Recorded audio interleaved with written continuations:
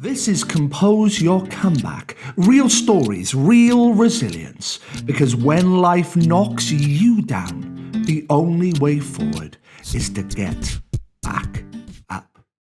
When I think about resilience, I don't think about the loudest person in the room.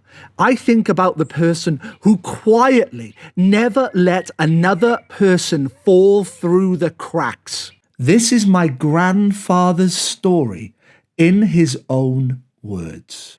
I was fortunate to be involved with Bedwas, not so much as a player, but I wasn't that good, but I enjoyed the game. But I was privileged to be able to coach the under 11s at Bedwas.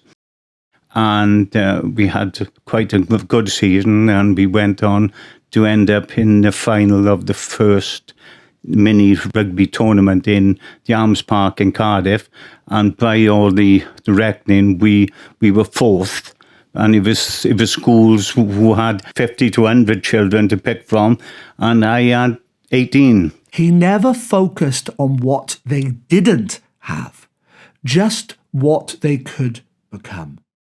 Nice bunch of boys. I used to be a little bit harsh because if you dropped a pass, you got down and done 10 press-ups. If you played about, you done a lap of the pitch, and if you come back smiling, you went round again and done push-ups. Where nobody could argue is that if I dropped a pass, I'd get down and do my 10. So everyone was quite happy. So at the end of the season, we all broke up, and they asked me if I'd go back and take the under 9s. But when this following season started, 15 of the 18 boys who were in my under 11s turned up and asked if we were having an under 12s. So I was very, very fortunate that these lads had all turned up. I didn't have the heart to say no, though I didn't know if we could do anything about it. I asked our fixture secretary to phone round, and we found 2 other clubs who would also like to start an under 12s. And we said to them, right, if we play you 2 home and 2 away, that will give us 8 games for the boys to play. So we enhanced that to 3 games each, home and away, and we had quite a few games. But by the time we'd started the under 12s, other teams had taken note and thought, yeah, what a good idea, because you keep in your nucleus of players. So then other teams joined, and the boys then stayed with me, and 12, 13, 14, 15, 16, and then they went into the youth. I still see them now. There's several of them have become police officers, prison guards, foremen, council executives, and some in the army, one in the RAF. So I've been very privileged to be involved with such a nice bunch of boys. He didn't wait for someone to give him permission. He just made it happen. Here is what my grandfather taught me about leadership. Be kind to everyone and know their names. Ask questions and genuinely care about the answers.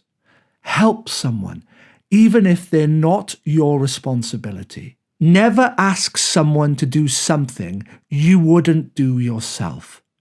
Admit your flaws. You don't need to know everything. Leadership is giving people the tools to succeed. Work just as hard when nobody is watching. And when no one gives you a way in, make one. And that's the lesson. You don't need money or titles or a massive squad. You just need heart and someone who believes in something bigger than themselves. My grandfather wasn't trying to win a season. He was playing the infinite game. In a finite game, the goal is to win. There are fixed rules and a clear end point. In infinite games, the goal is to keep playing. There is no final victory, just an ongoing pursuit of a just cause. Simon Sinek talks about this in his book, The Infinite Game, and I think it's valuable reading for everybody.